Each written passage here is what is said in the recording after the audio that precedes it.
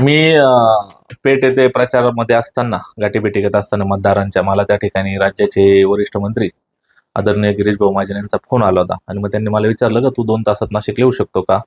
मी हो बोललो. आणि मग पेठवरून मी नाशिक येत असतानाच परत मला त्या ठिकाणी त्यांचा फोन आला का म्हणे सामंत साहेबांना त्या ठिकाणी मुंबईला जायचं असल्याने तू डायरेक्ट ओझर एअरपोर्टला त्या ठिकाणी पोहोच. मग मी ओझर एअरपोर्टला पोहोचल्यानंतर ओझर एअरपोर्टच्या लॉबीमध्ये त्या ठिकाणी आदरणीय सामंत साहेब, दादा भुसे साहेब आणि गिरीश भाऊ महाजन यांच्यामध्ये, आमच्या चौघांमध्ये अजूनही काही इतर लोक होते. आमची चर्चा झाली. त्यांनी मला त्या ठिकाणी विचारलं की त्या ठिकाणी प्रसाद हिरेंनी आज दुपारी महायुतीच्या उमेदवाराला पाठिंबा दिला. तर त्यांनी मला विचारलं का आपण पण त्या ठिकाणी तसा पाठिंबा देऊ शकतो. त्यांना मी स्पष्ट नकार दिला की मी त्या उमेदवाराला त्या ठिकाणी पाठिंबा देऊ शकत नाही, कारण मतदारांचा कौल बघता तो कौल चांगल्यापैकी माझ्या बाजूने असल्यामुळे तो पाठिंबा देणं म्हणजे त्या मतदारांचा त्या ठिकाणी मी घात करण्यासारखा प्रकार होईल. त्यामुळे मी त्यांना स्पष्ट नकार देऊन त्या ठिकाणी पुन्हा माझ्या नाशिकला येऊन माझ्या गाठीभेटी चालू केलेल्या आहेत.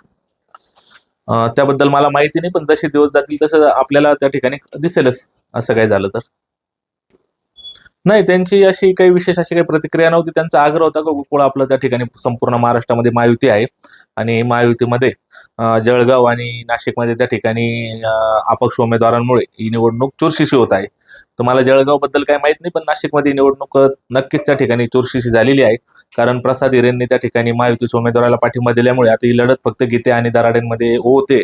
आणि अशा वेळेस आपल्याला पण माहीत आहे, आपण पण सगळे अंदाज पत्रकार बंधूंना माहीत आहे का सगळ्या या मतदारसंघामध्ये त्या माजी आमदारांबद्दल जे महायुतीचे उमेदवार आहेत, किती त्याबद्दल त्या मतदारांमध्ये काय भावना आहेत, त्यांची किती घोरनिराशा मागच्या 8 वर्षात त्या आमदार महाशयांनी केलेली आहे. आणि त्यामुळे त्यांचा जो भावनांचा उद्रेक झालेला आहे त्याचा मला कितपत फायदा होतो आता हे मला पुढील दिवसांमध्ये समजेल.